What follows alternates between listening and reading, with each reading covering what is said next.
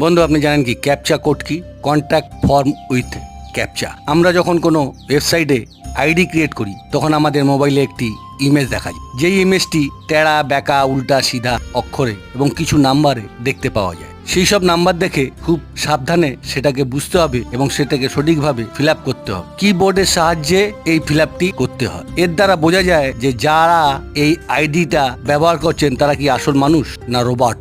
যার কারণেই কিবোর্ডের সাহায্যে ক্যাপচা কোড ব্যবহার করা হয়ে থাকে। যার কারণে ক্যাপচা কোড ব্যবহার করা হয়। এটির দ্বারা একটি বিশেষভাবে সাবধান করা হয় যারা বেশিরভাগ ওয়েবসাইট ব্যবহার করে তাদের জন্য, যাতে আপনার ওয়েবসাইটটি কেউ হ্যাক না করে। কারণ মানুষই একমাত্র ক্যাপচা কোডের ইমেজ পড়তে পারে, ফিল আপ করতে পারে এবং বুঝতে পারে, যা কোনো রোবট পড়তে পারে না, বুঝতে পারে না।